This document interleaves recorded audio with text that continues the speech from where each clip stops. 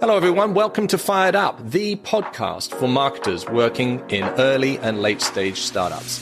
I'm Morgan McClintock, the CEO of startup marketing agency Firebrand. We've launched this podcast to interview the best in the business, but I'm not going to do it alone. So please meet my co-hosts.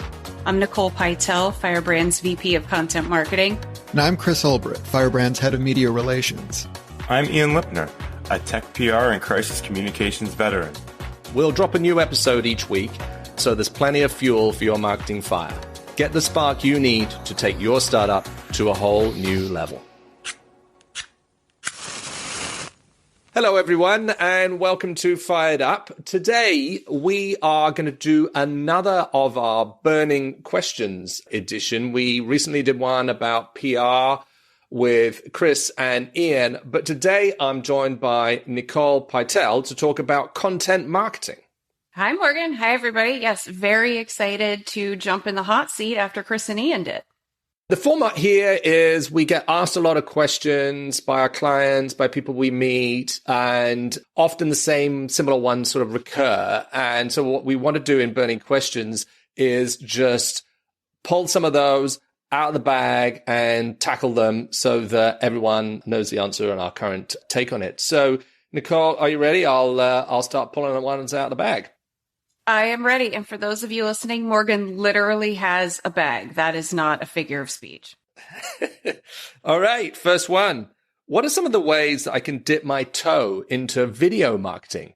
That's a great question because I really think video marketing is going to be one of the hot formats for this year. What do you think, Nicole?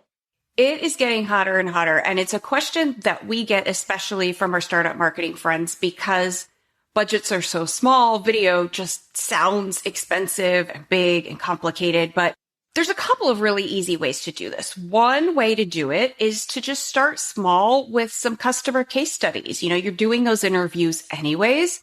Set them to video, put them on Zoom or do some kind of remote recording. You don't need, necessarily a big fancy production setup. So do those interviews on video instead of just a regular call. Do that.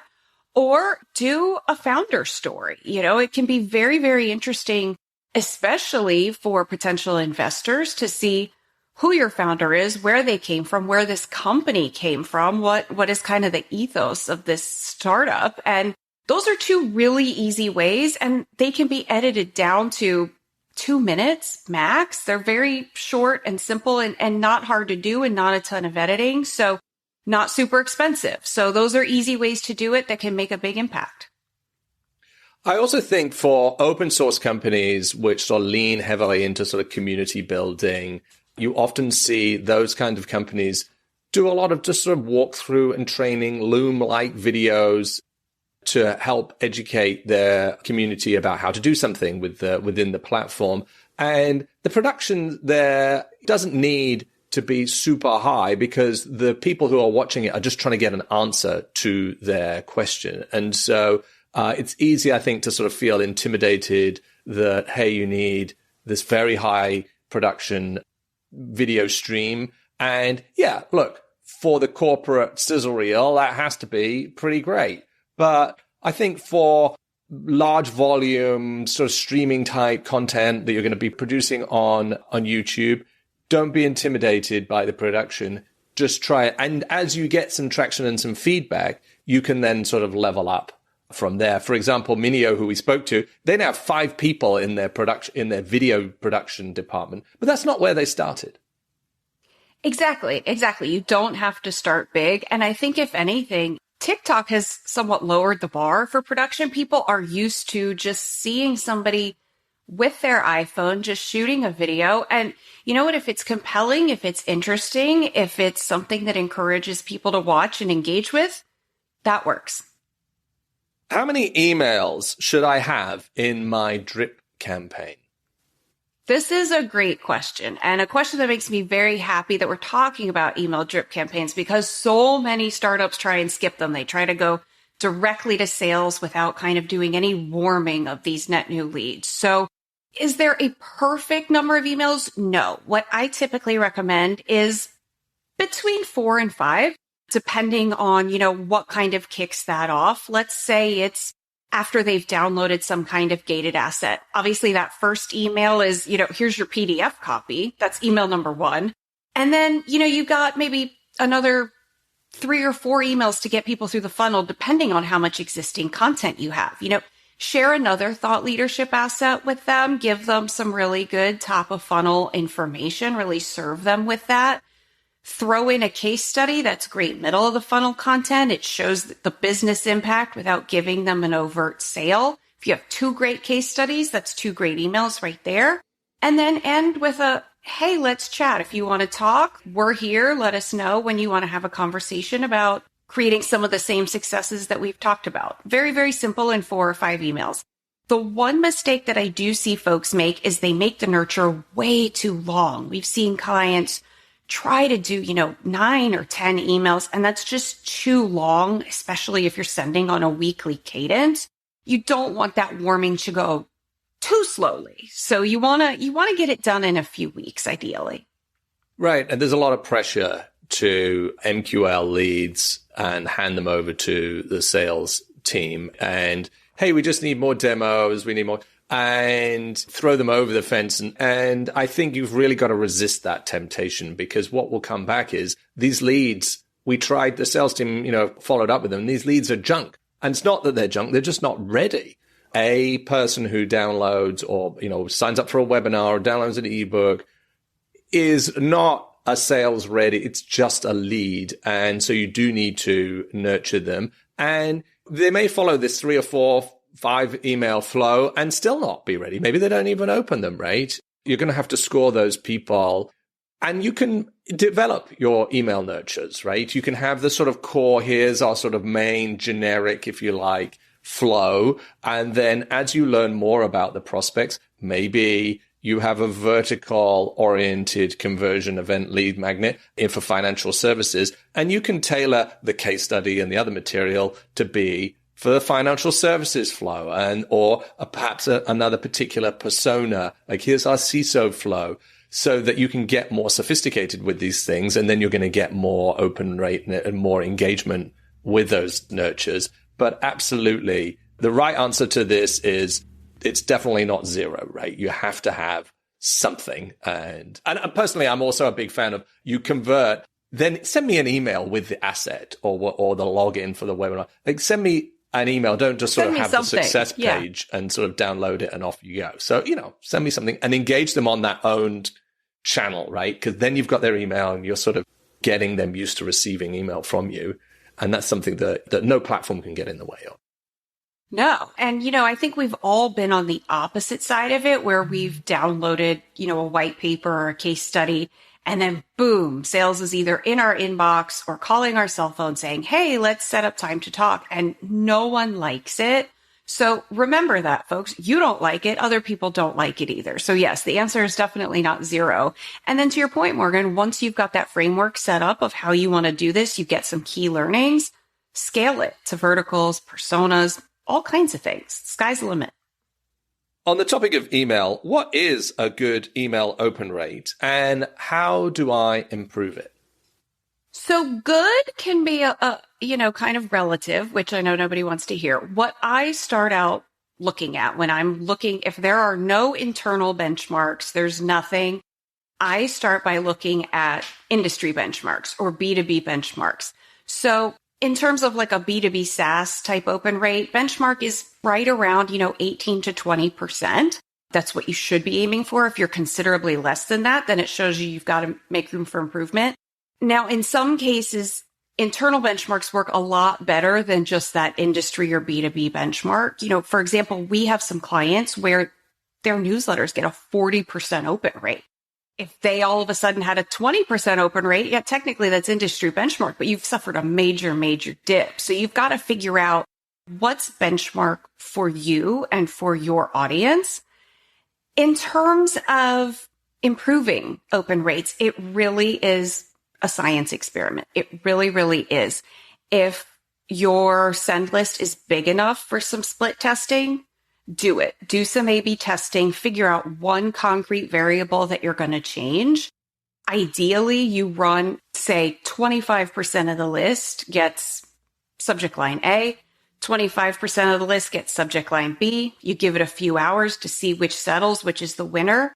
And then the remaining 50% of your database gets the winner. So that way, if you have a real loser of a subject line, only 25% is going to see it instead of half your database. So it's really all about trial and error.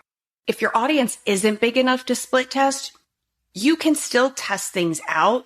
It's just going to take longer to learn. Something that you may learn in a send or two may take you 3 or 4 to kind of figure out what resonates. But when in doubt, always be compelling. Always try to optimize for mobile. Most of us are reading email on our phone. So what could once have been a 65 character email, let's try and get it closer to 50 or 55 because that's all it's going to display on mobile, if that much. It's all about the data and establishing your own data and finding learnings to do things better next time.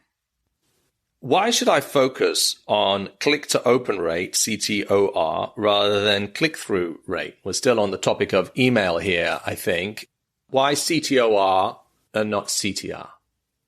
Click-through rate is the amount of people who got the email who clicked. Okay, great.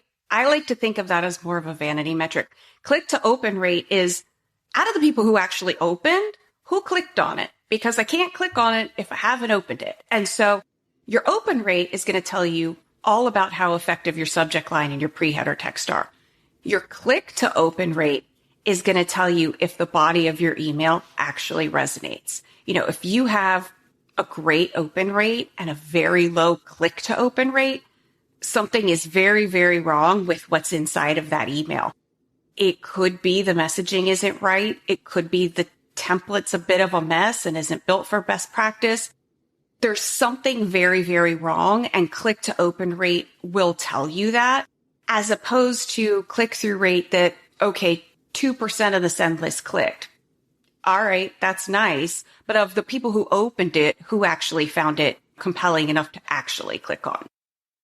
Right. And I guess here that the concept is that we're trying to get people to open our email. Number one, we just talked about that. And then to click on something, I mean, consume the newsletter or the email blast or whatever it is, but then to sort of click on it and read that case study or read that blog post in more detail and sort of come on to the website where you can engage them more deeply. That's why the click to open rate is so important, because you're moving the prospect onto a journey so that they engage with you more. And so is one strategy here just having more things to click on, right? In your blast? Is that, because there's more options to convert? More is not always better in this case. So I've seen research that says the more CTAs you have in an email, the less engagement you're going to get, because people suffer from analysis paralysis. There's so many options. There's so many things you can click on that it's like, I don't know what to click on. I'm clicking on nothing.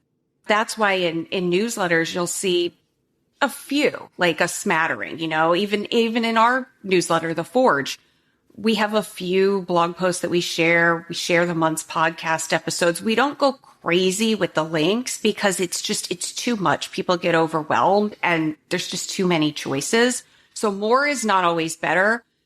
Targeted and compelling is better always at the end of the day, whether you have 1 or 4. So next one out of the bag here is, which types of content should we gate? It's the gate or ungate question. To gate or not ungate, exactly. If you're going to gate something, I always think of it in terms of currency. So somebody handing me their contact information, that's valuable currency that they're giving me. I owe them something of value in exchange for that. And there's nothing wrong with a very short blog post or a short top of funnel infographic. Those can work incredibly well to establish your thought leadership. Not worth being gated, because somebody's going to say, well, I was expecting something a lot more in depth than 6 or 8 stats in an infographic. So it really has to be something that's meaty and unique and something that they're not seeing everywhere else, and something that they wouldn't have known otherwise, and something where they say, that was worth my email address. I'm glad I handed over my contact information for that. So if it doesn't meet that litmus test, don't gate it. And a lot of people want to gate their case studies, and that used to be a thing. It's not a thing anymore. We want everybody and anybody to read your case studies because that's where you're showing the legitimate business impact that you're making. So we want to shout those from the rooftops. We don't want there to be any barriers. So if somebody says, I don't want to give him my information, they'll never see this customer story. So keep your case studies open, gate the substantial stuff. You've got a research report, 100% gate that, things like that. Just make sure it's worth the currency that people are handing over. It's also important to think about the sort of life cycle of the content. In general, I think my framing is if you'd pay someone to read this, then ungate it. Like, I really want you to read this. And certainly, therefore, if it's brochures and that kind of stuff, then fine. If it's something you've invested in that they would pay to read, then gate it because they're paying with their contact details. But then think about the life cycle of this content. Some of the ebooks or the white papers or what have you may age over time. You can gate them. You might, like, some of your audience might be leaning in a little bit more and be willing to pay the email price, whereas others are a little bit more hesitant. They're not ready to reveal themselves yet in their buyer journey, but they might still be interested in this information. So squeeze the value out of it, the asset, for the first couple of months, and then don't worry about ungating it later to try to, as new content assets come through, to try and get more value out of it. I think that's totally a viable and justifiable approach. And so you'll often look at, hey, look, these ebooks are old. Let's just ungate them and see if we can squeeze some more value out of them. And also, I think the ungated philosophy of, hey, information just should be free. And if it's valuable, prospects will remember us and come back to us. That's absolutely true. I think it works more for later stage companies who have built a brand already and probably already have a database and targets to go for that they're sort of working on and bringing people in. Maybe they're already very sophisticated in their ABM motion or what have you, because they're not relying on the conversion event to sort of build their database. Whereas an early stage company, they've got to generate deal flow and pipeline. So they probably are leaning more into gating content than they might do later on in their journey. So think about the stage of your business and think about the age of the content when you're thinking about whether to gate things or not. Yeah, 100%. If I'm Google and I put out something really, really insightful that's ungated, people are going to remember that because Google put it out there. But if I'm a smaller startup that doesn't have a ton of brand awareness, I've got to keep my brand top of mind. And by gating something, you give them the opportunity to then go into a nurture and keep them top of mind and add them to your newsletter list and develop that brand familiarity with them that the bigger guys already have. Next question out of the bag is, what's the best way to use Chat GPT for copywriting? I feel like this was probably the question of 2023 and it's extending into 2024. So I would rather eat glass than have Chat GPT write something from scratch. So clients out there, we are not doing that. I promise you. Like, they will have to do it over my dead body. So the best way that I've seen, and through Firebrand Labs, we've done a lot of experimentation with this. Chat GPT is pretty good at taking something longer or bigger and distilling it. I've started using it for, if I write up a blog post, I always like to give clients, several options for the post title. ChatGPT can be really, really useful in giving me those. Or if I'm struggling to come up with an email subject line and I've got the email body written, ChatGPT can help me come up with that because it's taking something that I've already created as a human who knows the best practices and is distilling it. I can say, hey, write me 5 email subject lines, all under 55 characters that summarize this email. But if you're relying on ChatGPT to know the best practices and those kinds of things, it doesn't. I tried, having it say write emails from scratch. And I finally had to say, okay, I need this many words. I need it broken up into 2 little paragraphs. Like if you didn't know those best practices going in and you couldn't instruct it on that, it came out with just this long, long correspondence that would never work in the actual email marketing world. So take it to make things smaller. Don't take it to create things from scratch. Don't take it to create things and make them bigger. Right. So headlines and social media posts based on this blog post. What would the social media post add an emoji? That kind of thing. The bio of a speaker that you're submitting for an award or for a speaker entry, that needs to be 400 characters or 400 words. That kind of thing saves you time. I also think it's kind of helpful for outlining, hey, what are the arguments for this? So that you just don't, when you're just sort of interrogating it as a sort of research assistant, useful for that kind of thing. Make sure you're not missing something. But yes, it's not generating copy that you can just copy and paste and publish. All right. How many blog posts should we do each week on average? I think this is a great topic because, in theory, the more you have, the more SEO value, more words you're publishing, the more SEO value you have. But equally, the audience has got to consume this information. So what's the right number? The right number is start smaller than you think, especially our startup marketing friends that have limited teams, limited time, limited resources. It's very common and sounds great to say, hey, we're going to do 2 blog posts a week. That comes out to a lot of work. If you're a very small team or a team of 1, it's not sustainable. And then it looks like your blog just kind of fell off of a cliff. So start smaller and work your way up. If it's 1 a week, if you can accomplish that, great. And you have enough to say. I don't know if all businesses have something very thought leadershipy and insightful to say on their blog once a week. It really depends. If it's once every other week, that's fine too. Then see what the data tells you. Are people consuming it?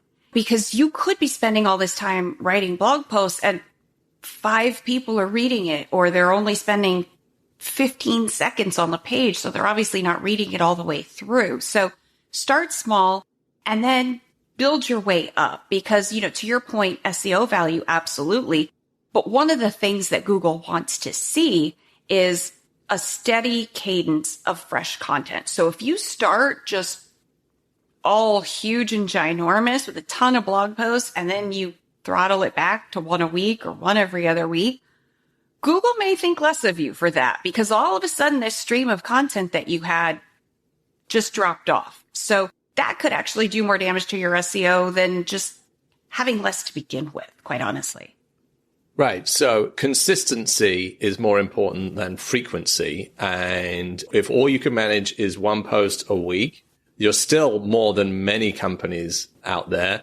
And as long as you keep that consistency, your audience will sort of become to expect it. And you'll be fueling the newsletter and the social feeds with at least 1 post a week and then sort of step it up. I think I've seen research, though, from HubSpot that says, hey, look, companies that can produce high quality blog posts 3 or 4 times a week outperform by a significant factor companies that only post 1. And I guess that, there's a sort of a power law there that if you lean into it, you can keep their quality high, you're going to win and outperform others who are less performative on that channel.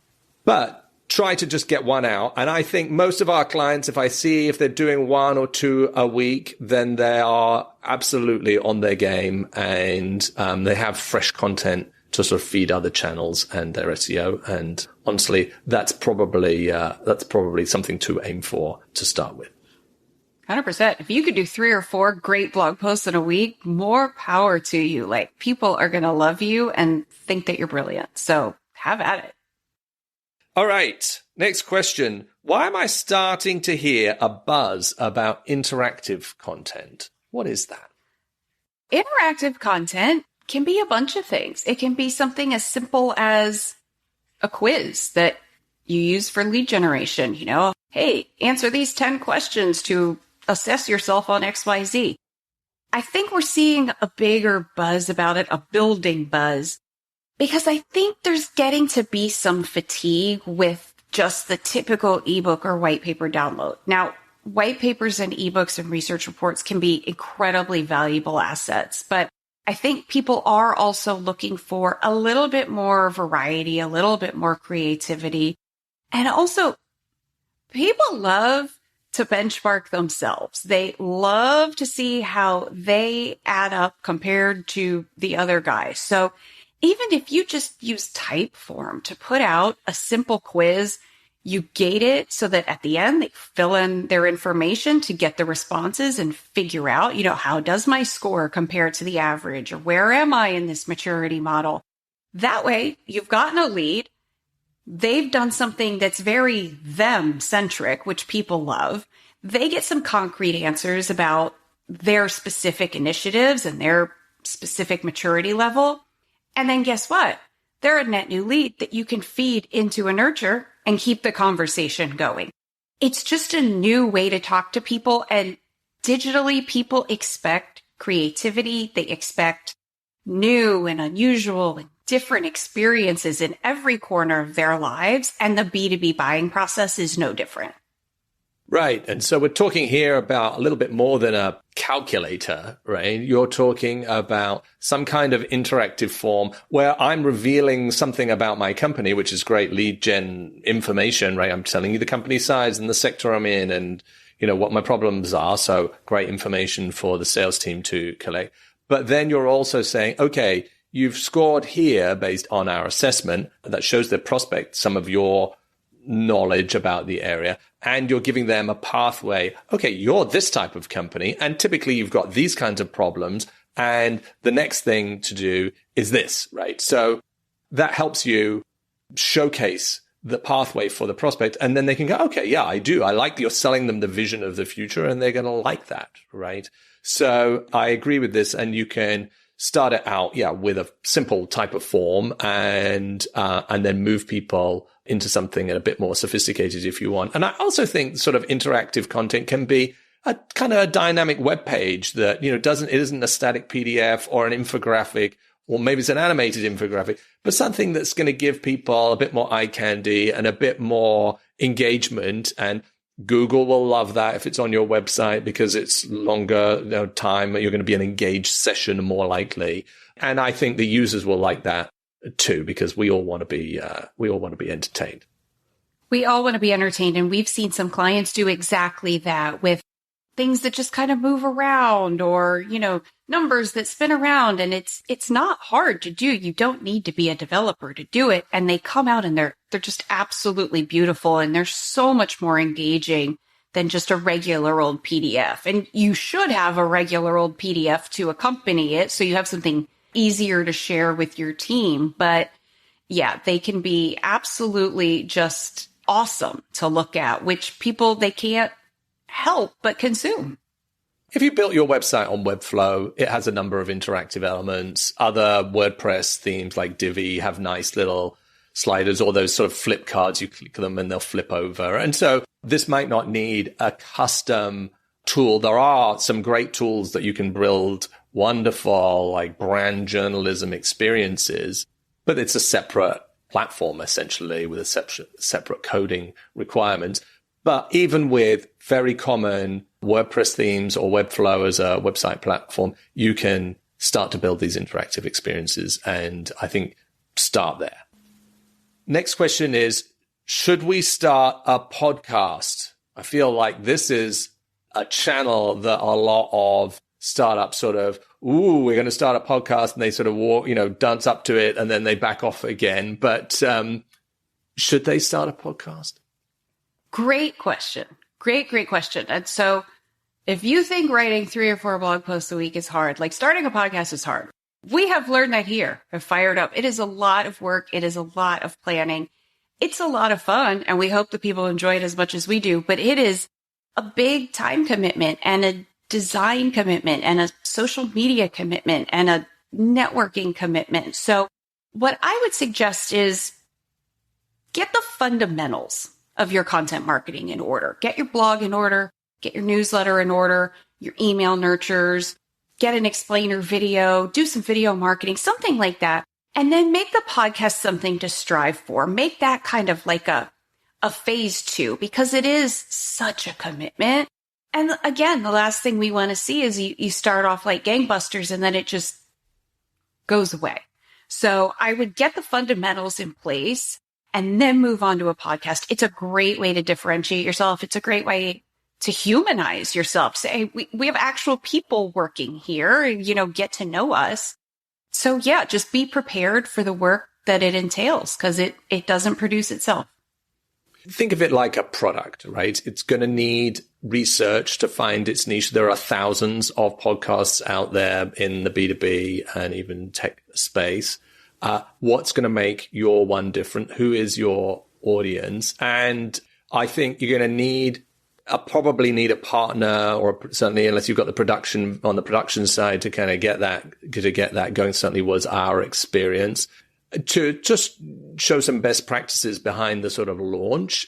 And then it will depend on who is going to be the sort of host and driver of this. Now, a lot of companies, I think, say, hey, it'd be great if our CEO had a podcast. Now, the CEO has other jobs. And so some CEOs, you see it in PR, are naturally more mediagenic. They're on social media. They like the spokesperson role. Others, they don't. And so if your CEO is not that kind of person, maybe she's behind the scenes more and a people manager, then they're probably not going to want to be the lead on the podcast. Now, some companies have got someone who is just a natural, and you think, okay, this person should. And then the fear is, well, what if they leave? Because then who's going to drive it? So there's a lot of factors that, that go into it.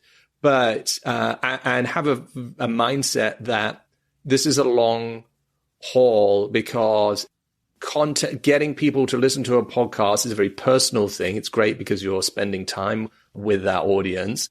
But the virality of a podcast is quite slow, right? Discoverability is still a huge challenge. And at this point, many podcast listeners have got their rotation of podcasts that they listen to. So yours is going to have to break into that rotation, right, to get their attention and be better than something else. That's totally possible. But what is your take? Like, who are your audiences? So do think about it carefully in that sense, so that you are like a product, literally like a product, and then lean into it. And I think it can be a wonderful asset. It certainly drives a lot of content, drives some great relationships with the people that you interview. You obviously learn a lot if you have an interview type podcast. I do think it can be a great content channel, but it definitely needs a lot of commitment and a lot of investment. It does. And if you're looking for a quick ROI, a podcast is not it. If you need to drive leads and sales, by the end of Q1, a podcast is not going to get you there. That's right. But the audience that do listen to it are going to come very ready, given that they're educating themselves. They've heard your senior leaders. They've heard your perspective. So the leads that you may get from it could be really good quality. And so, it could be very valuable in that sense.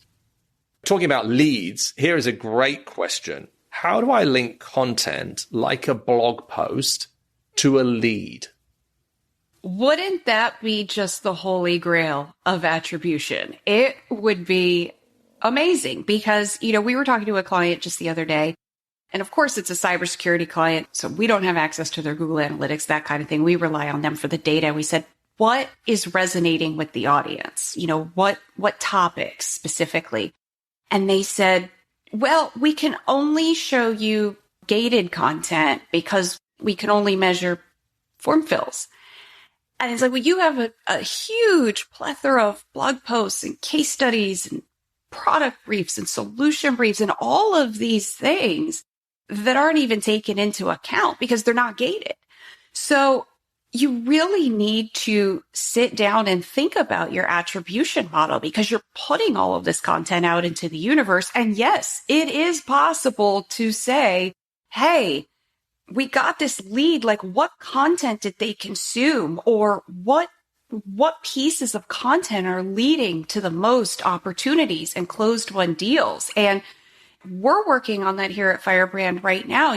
We've partnered with Ruler Analytics to do precisely that, to say, okay, we need to go beyond the form fills and time on page. We need to see what's driving leads, what's driving opportunities, what's driving revenue, all of those things, because those are the answers that we need right now in digital marketing. Without those answers, you're kind of shooting blind, which is not a good use of your time or your resources.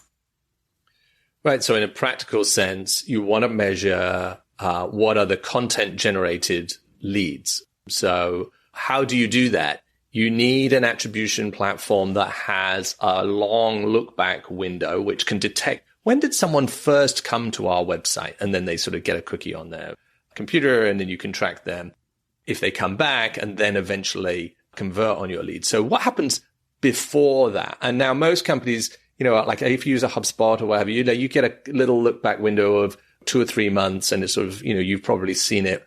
This person came in and took these specific actions. But what if they came a year ago because they read a blog post and they came to your website and there was no conversion event? You wouldn't know that. But you do need to know that because content is an investment, and it does take some time and resource to create all these wonderful blog posts we've been talking about.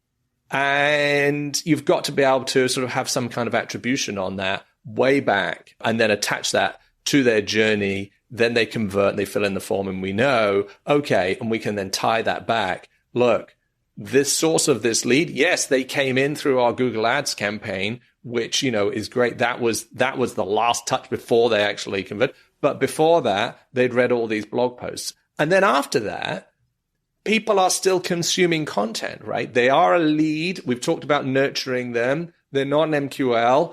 You're going to need to see how many touches they had there. So you're sort of, what was the role of content in doing that? And then even once they're an approved sales op, right? Sales got on here. Yes, it's definitely an opportunity. How is content accelerating or influencing that? What are they consuming in the background? You need to be able to track that. It's not easy, but I think it is important if you're going to have investment in content marketing. And then I guess also, on the back end, they become a customer. What's our influence of content on renewing that customer and keeping that in customer success and keeping that customer engaged and growing, so that you can sort of track the role of content through the whole life cycle of a customer. You need to do that. And now the good news is there are some platforms, attribution platforms, or even some specific ones that are related to content production and content attribution we're starting to see that are enabling us to get a better picture into that.